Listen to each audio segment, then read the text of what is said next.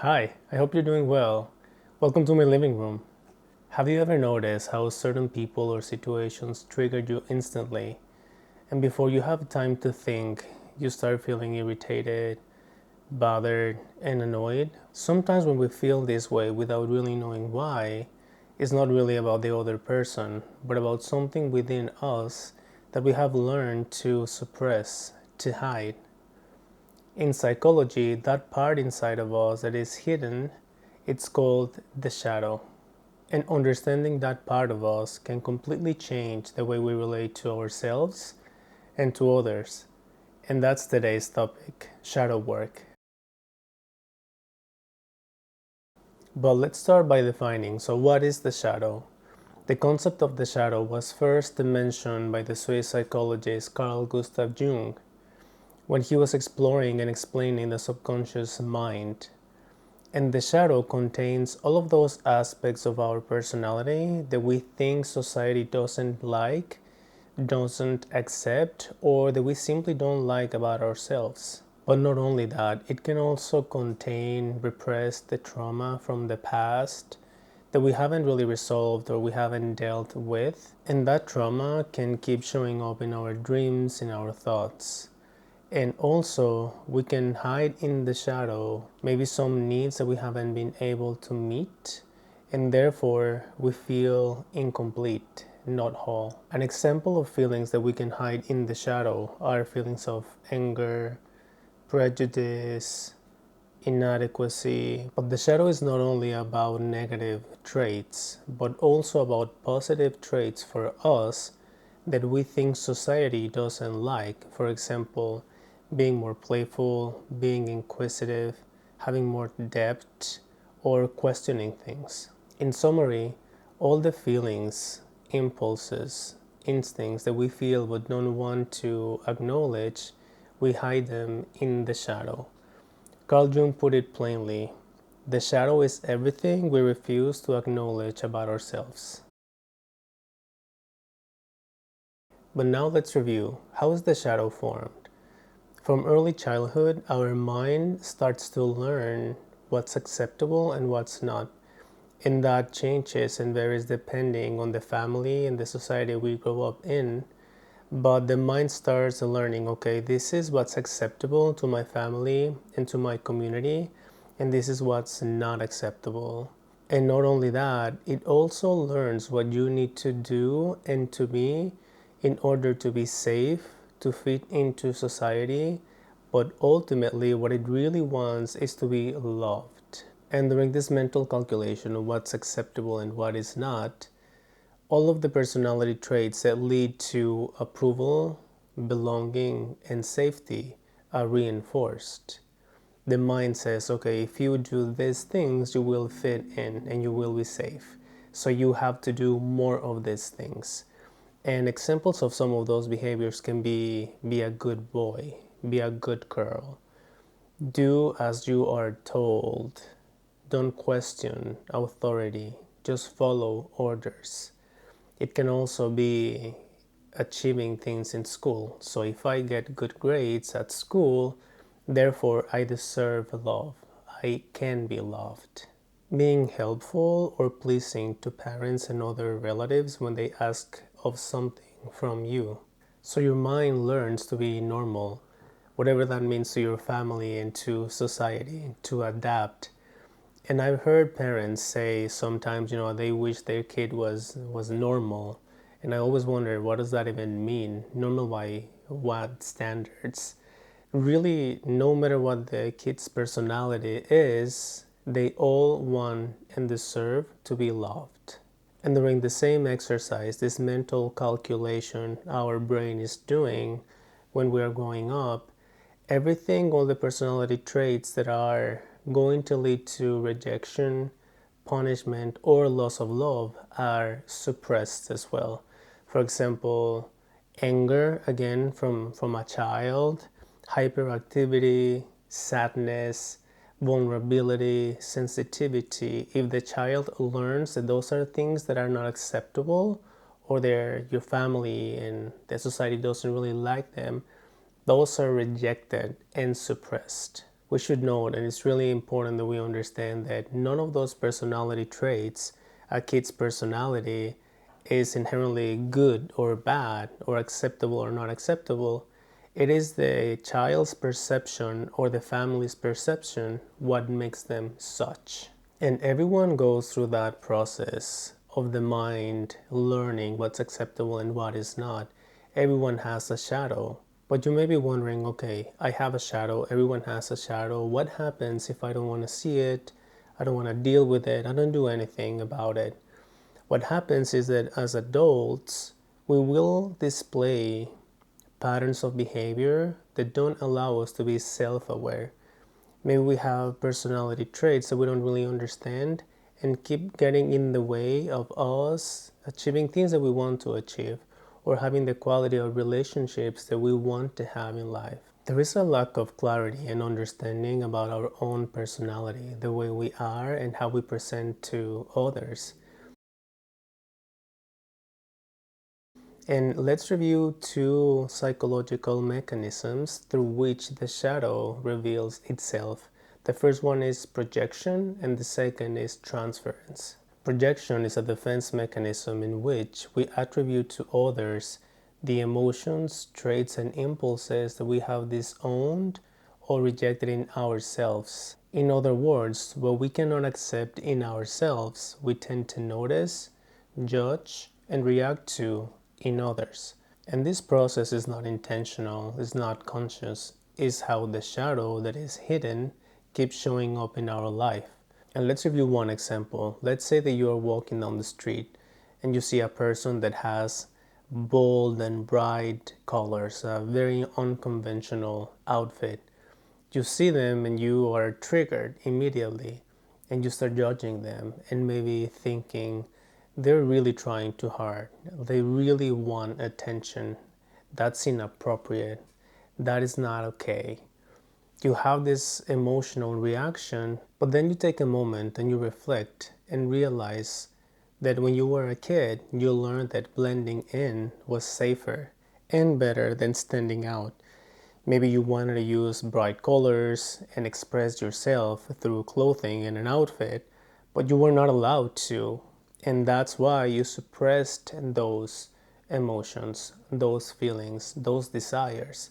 They are in the shadow, and therefore you are noticing them in somebody else. I hope that dynamic is clear, but that's how the shadow reveals itself. The key is through triggers, when you have an emotional reaction to someone or something. And that's why it's called projection. You are projecting the shadow onto someone else. And the second mechanism is transference. This is a process in which emotional patterns, expectations, and defenses formed in early relationships are unconsciously transferred on to people in the present. So you're not only reacting to the person that you have in front of you now, but you are also reacting to someone from the past that that person reminds you of. You are transferring those old emotions to the person in front of you now. And transference is especially active in close relationships, someone you are close to. For example, parents, your current partner, or co-workers. For example, let's say that as a kid, your parents were very hard on you. They were very strict, and you were always afraid of letting them down, disappointing them. So that was kind of the concept of authority figure that you created as a kid. But now, as an adult, you kind of express the same emotions and experience the same feelings with your current authority figures. Let's say that maybe your boss at work, you are afraid of letting them down too. You are afraid of disappointing them. So you have the same feelings you used to have for your parents with the current, the present authority figures as your manager or your boss, someone above you at work. Another classic example of transference is old relationships. Let's say that you had a relationship that was really complicated. Things didn't really go well and things ended. But now you bring those old feelings and those experiences to your current relationship. And that's when people say that you are carrying baggage with you, right?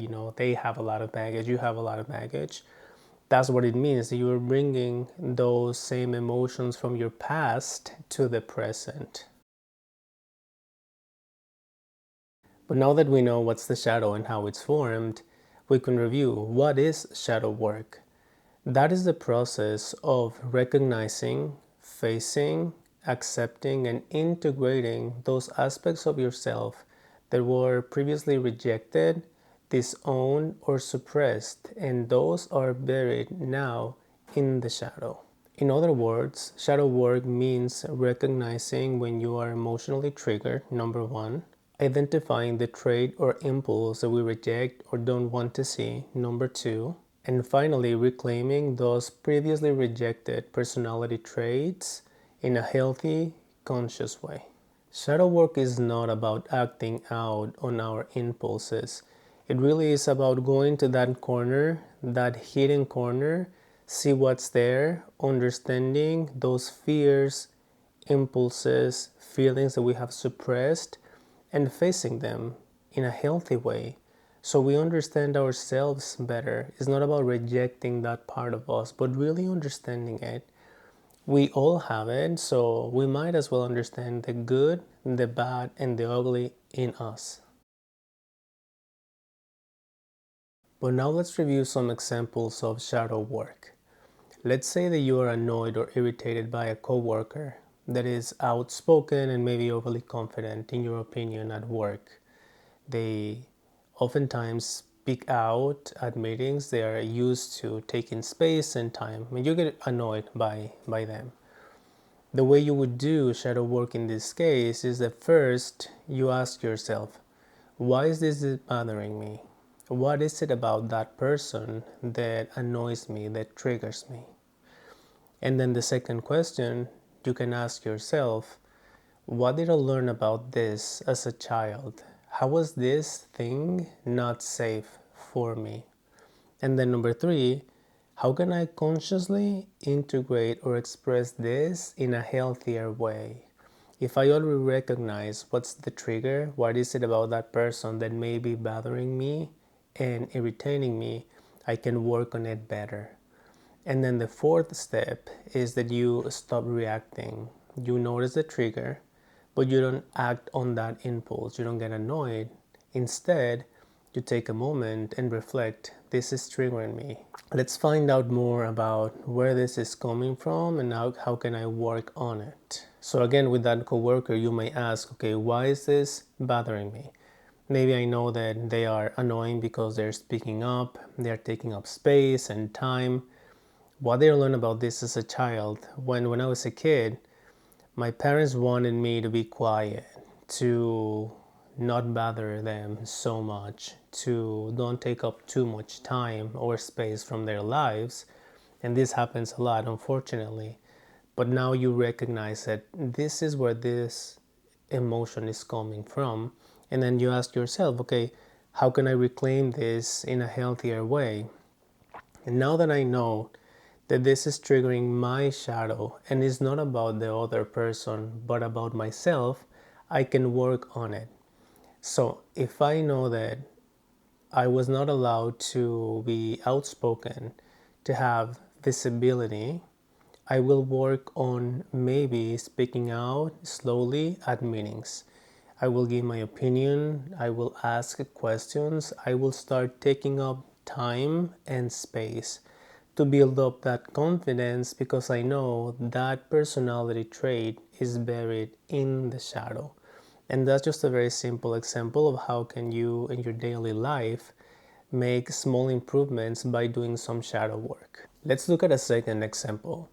Let's say that you get emotionally triggered and irritated when your partner wants to be more affectionate. They want physical attention or reassurance. And you get annoyed by that. Maybe you perceive them as too needy or too dependent of your time and affection. And you start judging them, right? Maybe you say they're too needy and they should be more independent. This is just not how I am, and I'm not going to change because of them.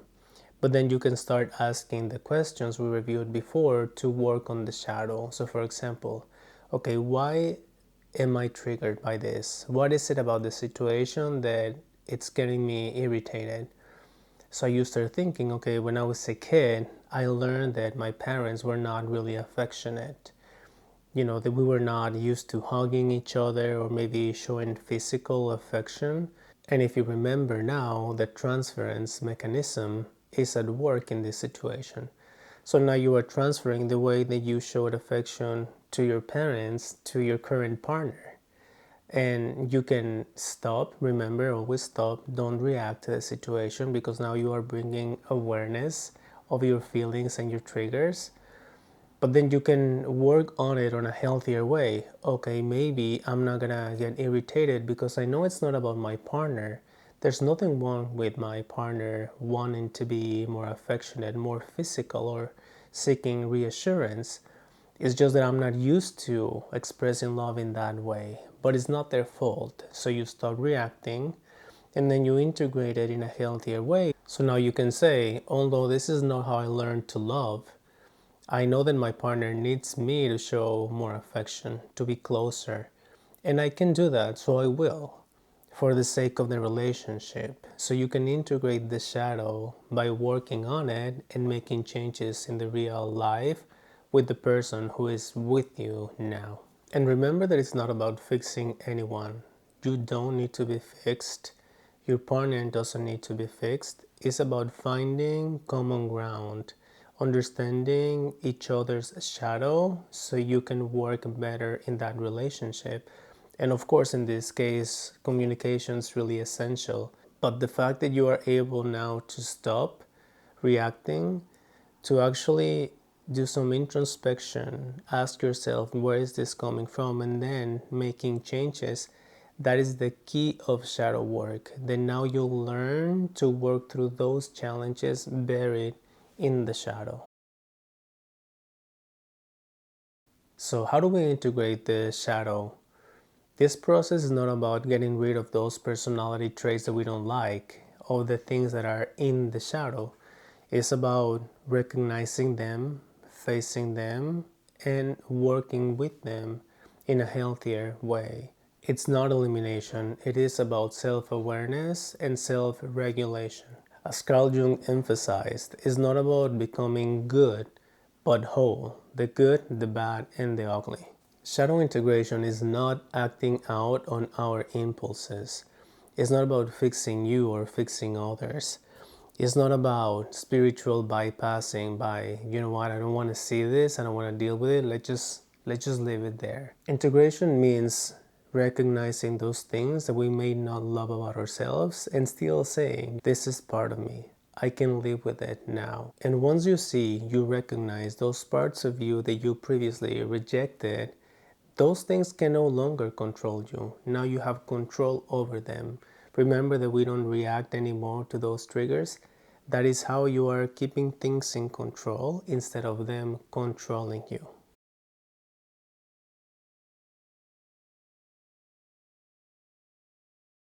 And we've already discussed the shadow work questions that we can ask once we have identified things and people that trigger us.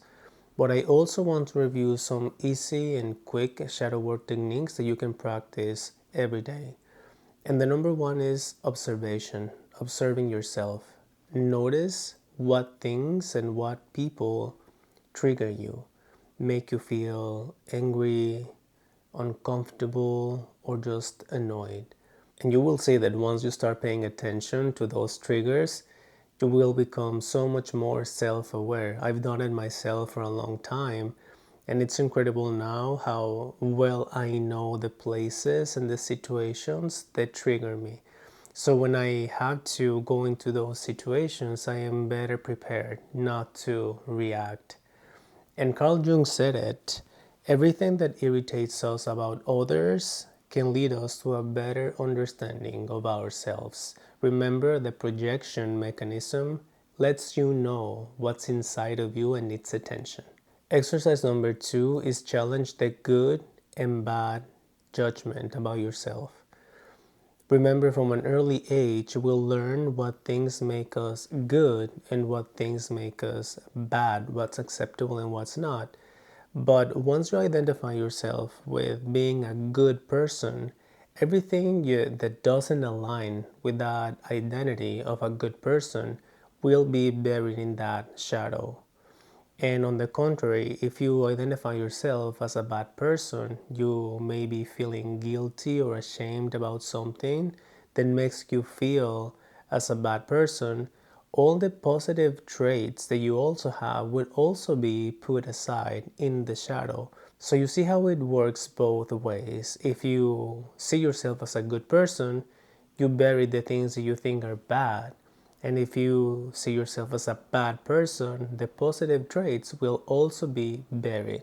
So stop thinking about yourself as a good or bad person.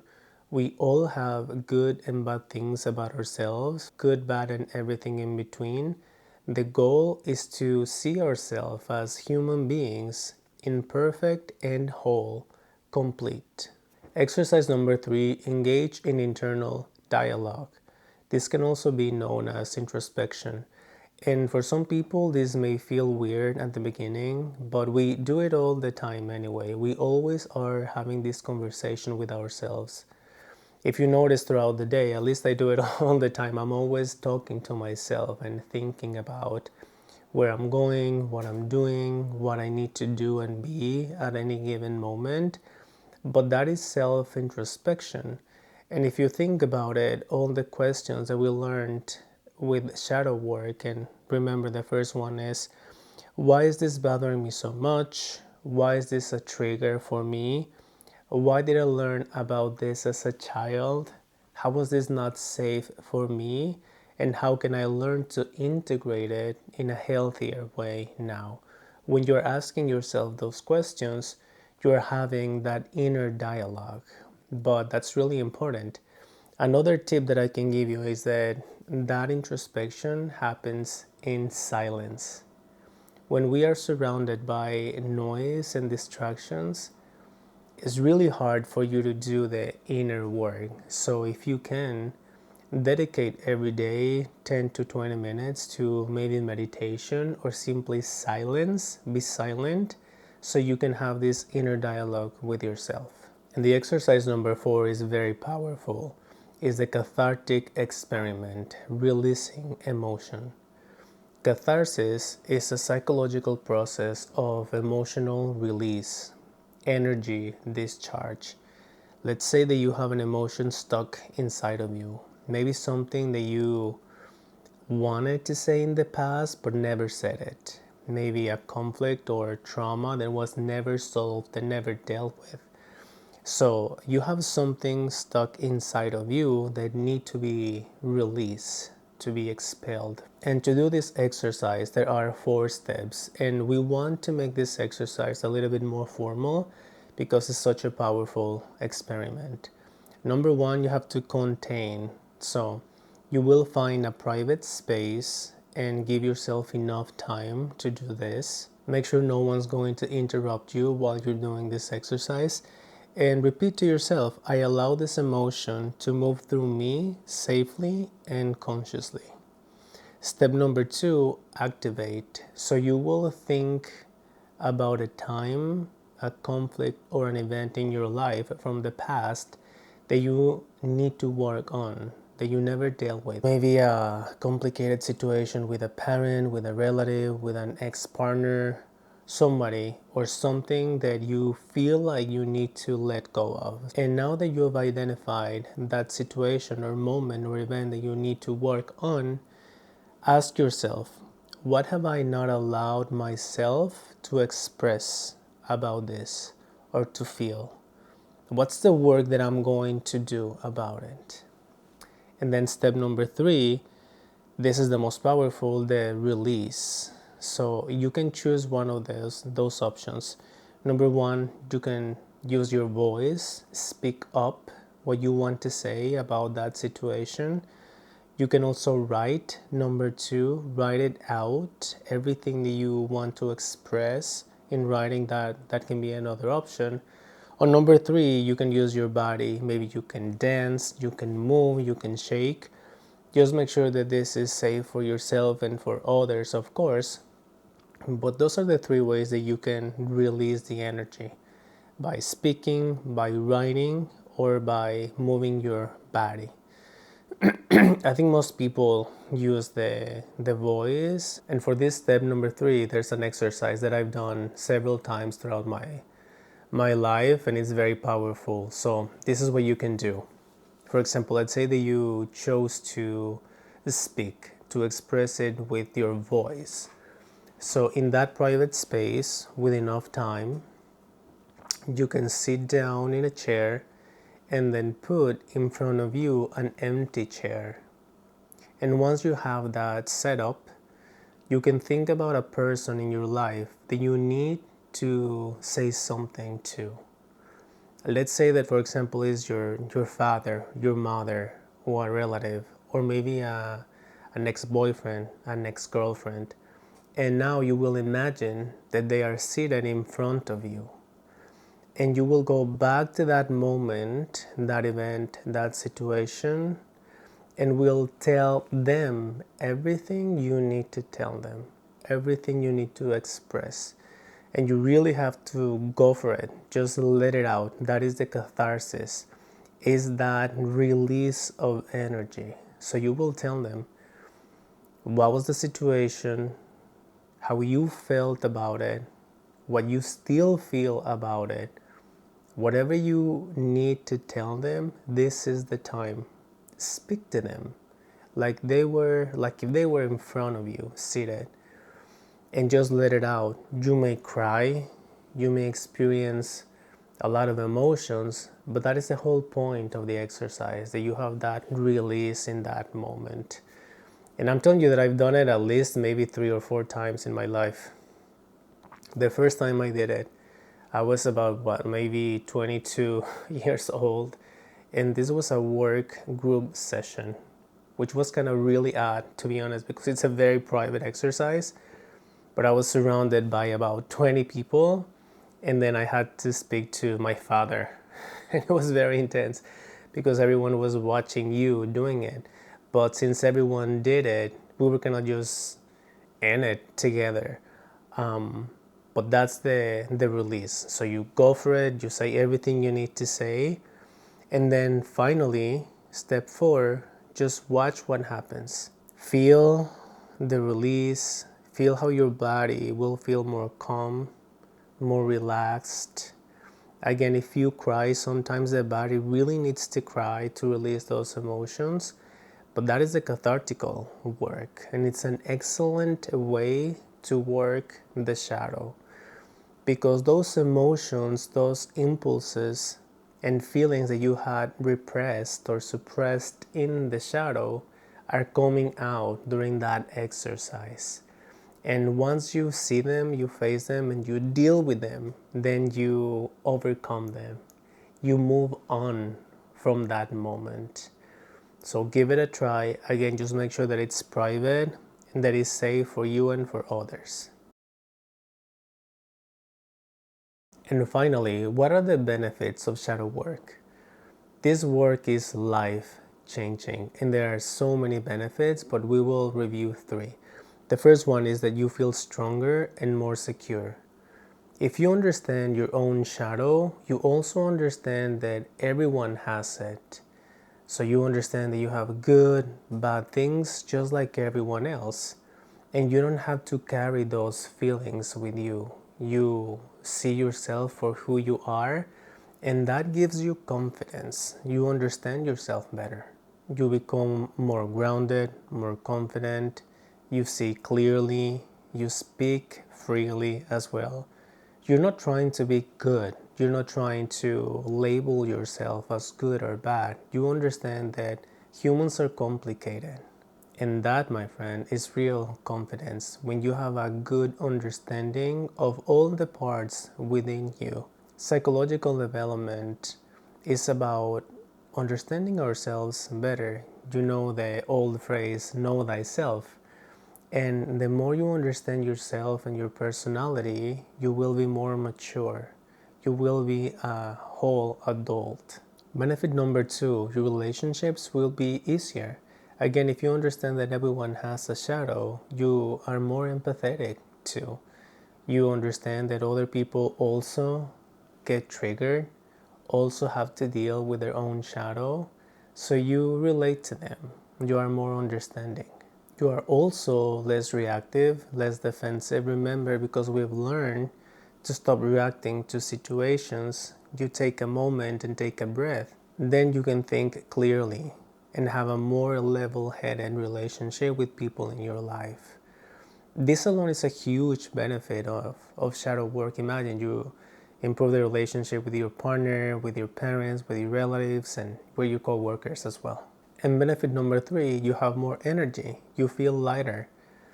Carrying those old emotions, that shadow, is exhausting. It takes a lot of energy. Just imagine, if someone is going about life reacting to everything in a lot of different situations without doing any work, that takes a lot of energy. Getting upset, getting irritated, and angry takes a lot from you. So when you do the shadow work, you stop spending that energy in those reactions, in those triggers. You feel lighter, you feel clear headed, more balanced. And also, you're not at war with yourself. Remember that sometimes when you see yourself as a bad person because you have a shadow, that can create guilt and shame. But if you recognize that you, like everybody else, has a shadow, you can use that energy for something better, for something more positive, more productive. Well, I know we've covered a lot today, but I really hope that you enjoyed the topic of shadow work. I think it's something that we could all benefit from. So I really appreciate the time and attention today. I hope you enjoyed the video and find it helpful, and I'll see you next time.